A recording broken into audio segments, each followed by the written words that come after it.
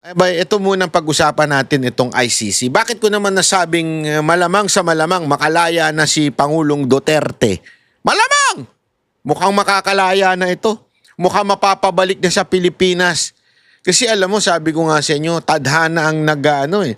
Hindi ko alam kung ano ang God's will, pero siyempre lagi naman natin inaano yan eh. In His will, siya na ho ang bahala. In His time, siya na ho ang bahala sa ating dating Pangulo.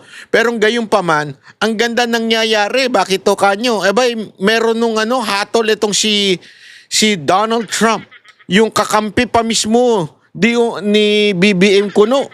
Di ba? May sinasabi tungkol po dito sa ICC. Mantakin mo mga kababayan.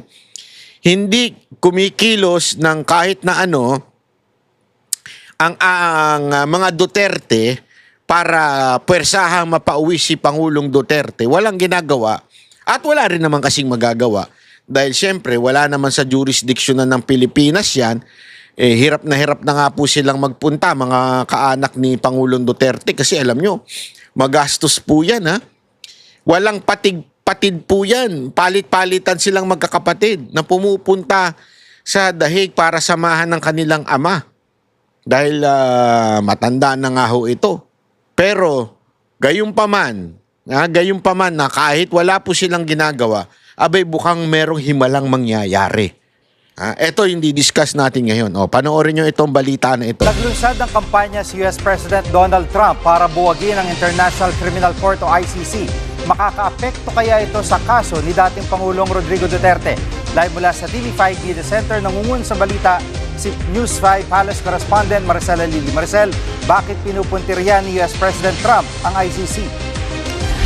Jiggy, ang tingin kasi ng pamahalaan ng Amerika, tinatarget ng International Criminal Court ngayon ang kanilang mga American servicemen at yung ilang opisyal ng United States. Kaya ang gustong mangyari ngayon ng Amerika base doon sa naging pahayag ni US State Secretary Marco Rubio ay kung hindi pahinain yung kanilang kapangyarihan ay tuluyan ng mabuwag itong ICC. Yung mga nakikita nilang hakbang kagaya ng paghikayat doon sa mga miyembro ng ICC na i-withdraw yung kanilang support doon sa mismong organisasyon. Meron din silang babala doon sa mga bansa na talagang dependent at nakakatanggap ng assistance mula sa Amerika at pinaplanong i-reject yung kanilang pagsuporta dyan sa ICC. Mukhang kailangan magdalawang isip dahil ang banta rin, babala rin ng Amerika, papahigpitan o pabibigatin nila yung sanctions dun sa mga hindi magwi-withdraw ng suporta doon sa ICC at kabilang na nga rin siya yung pagbawi ng US visa para doon sa mga individuals na dire-diretso pa rin yung pagsuporta dyan sa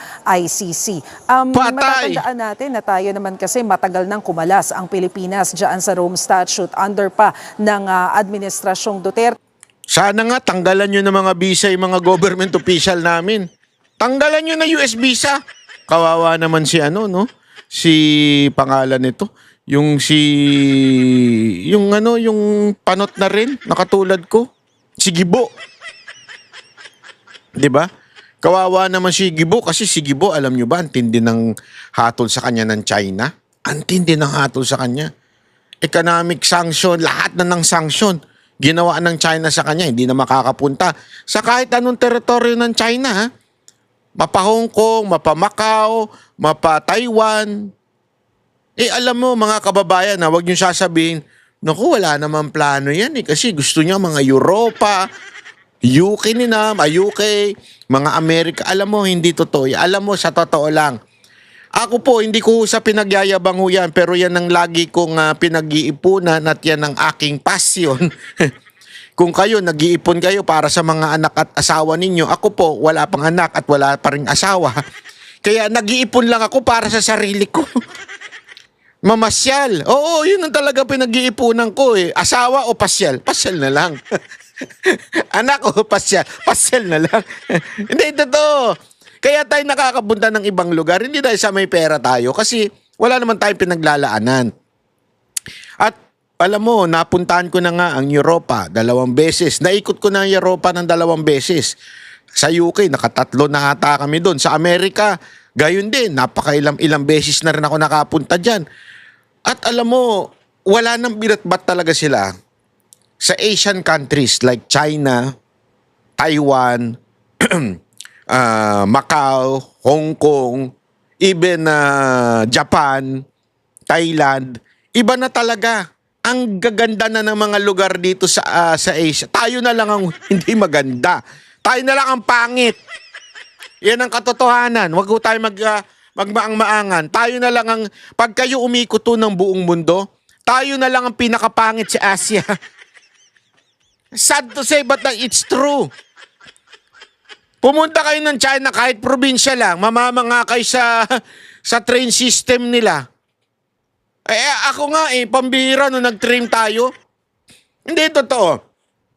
Pansinin ninyo ha, nung nag-train po kami, 7 oras, 6 na oras yung biyahe. Talagang nag-effort ako na bumili nung sa business nila, business class. Kasi gusto ko makita yung luxurious na ganda ng train. Economy pa lang, maganda na. Yung economy ng train, parang premium economy sa aeroplano. Maluwag, malaki yung pero gusto ko maranasan yung business class. Alam mo sa business class ng train, ako po, ang lupit to mga kababayan, napakaganda. Talagang masasabi mong, wow. And magre-relax ka lang dun, no? May USB, hihiga ka, pwede ka mahiga. Tapos ang takbo nyo, 300 km/h. Tumatago sa bundok, tumatago sa tubig, bumababa sa tubig, ang lupit. Kaya ka ba, magtataka ka talaga sa nangyayari sa Pilipinas, bakit tayo nagkaganito? But as we all know ngayon, dinidignig pa rin ang kaso ng dating Pangulo sa International Criminal Court. So pakinggan natin yung bahagi ng naging pahayag ni US Secretary of State Marco Rubio. Ayan. The ICC and its friends are waging a war against our country. Not with bullets or missiles, but with statutes, and compacts, and the force of so-called international law. This administration will not sit by as the ICC and its allies seek to threaten our people. Maricel, anong reaksyon ng Malacanang dito sa kampanyang ito ni President Trump?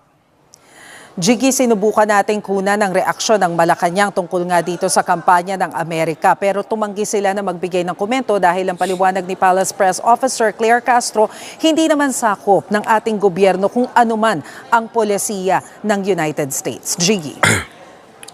Taka rin ang sagot niya, no?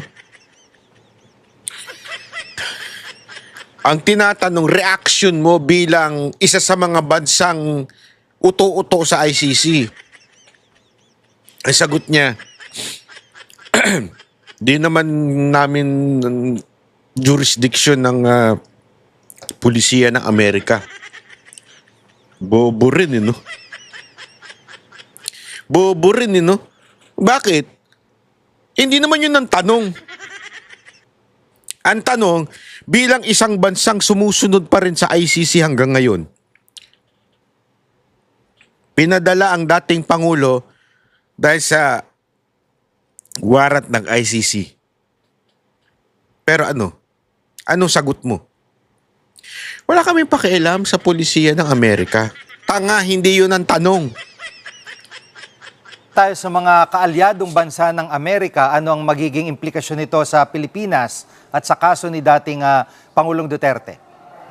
Oo, Jiggy, kanina kinausap natin ang isang ICC accredited lawyer, si Attorney Joel Butuyan, at sinabi nga niya na nakakabahala itong ginawang pahayag ng Amerika laban sa ICC dahil kilala daw ang Amerika doon nga sa pagpapa-implement ng rule of law, international law, pero parang ngayon gusto nilang mawala na sa kanila yung titulo na yon dahil ang nakakahanay daw nila sa mga ganitong klase ng pahayag ay ang mga bansang Russia, North Korea at China. Pero ang sinabi ni attorney, mukhang sa ngayon wala naman siyang nakikita na anumang epekto nitong pahayag na ito doon sa kaso ni former President Rodrigo Duterte. Dahil ang tingin niya, kaya naman daw naglabas ng pahayag na ganito ang Amerika dahil doon sa paghabol ng ICC, doon sa krimen na nangyari sa Afghanistan, kung saan alam natin na inukupa ng US yung ilang bahagi nila dyan, at yung issue issue ng pag-atake ng Israel sa Palestine. So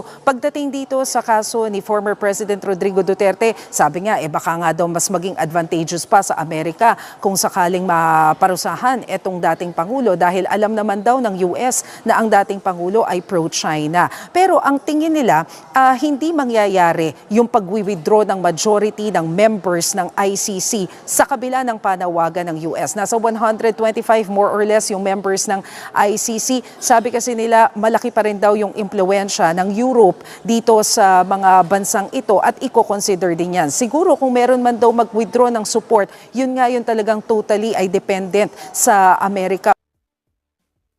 Alam mo, Trump, kung ako sa'yo, sampulan mo kami. Sampulan mo yung mga government official namin na uto-uto sa ICC. Number 1 na, si Trillanes, sampulan mo yan. Kung may visa yan, tanggalan mo ng US visa. Isanksyon mo. Hindi kasi, magsasalita ka dyan. Oh. Ito, listen to me, Donald Trump. Mr. President Trump, listen to what I'm going to say to you. You listen carefully. This is something that I would respectfully give my opinion. If you are talking about being against this ICC and you're threatening that those who would support ICC will be sanctioned by the US government, aba, what's the English of aba? Wait! Wait! You should start with us. Our government official does not only support ICC, but also like a puppy. Sa Tagalog, parang tuta. Tuta of ICC. We are a puppy, a dog under the leash of ICC. Our government is fucking stupid to the point we are no longer a member and yet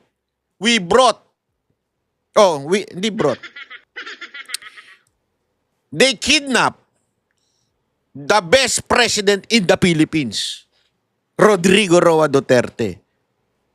If you cannot sanction our government official or your talk is just nothing but a propaganda talk. Sample us. Sample the government official. Especially Trillanes who always like that in the ICC. Ano like that? Talay. Pagdating doon sa mga assistants. So far, ang nakikita nilang immediate effect niyan, sa ngayon daw kasi nasa 11 high-level officials ng ICC ang napatawan na ng sanctions ng Amerika. 2 sa mga ito kasama doon sa mga nag-handle ng kaso ni FPRRD. So, ibig sabihin, dahil meron silang sanctions, hindi na daw sila makagamit, for example, ng mga bangko dahil pinagbawalan na silang gamitin, binan na sila ng mga US banks. Tapos ay hirap na rin silang makagamit ng mga TNVS dahil kinancel na daw yan. Yung mga ganitong bagay daw yung nagpapahirap dito sa mga high-level officials na to sa ICC. Pero wala naman daw silang nakikitang anumang epekto nito pagdating doon sa neutrality sa pagdinig sa kaso. Pakinggan natin ang sinabi ng ICC accredited lawyer. Tingin ko hindi naman tayo apektado kasi unang-una advantageous nga sa Amerika, no? Na Bakit? si former President Rodrigo Duterte being prosecuted kasi kung makabalik yung mga Dutertes, mga pro-China yung mga yan, no? Wow! And ang US naman, tignan mo talagang nagpapadala. What the? Who the hell is this? That is the most stupid opinion I ever heard.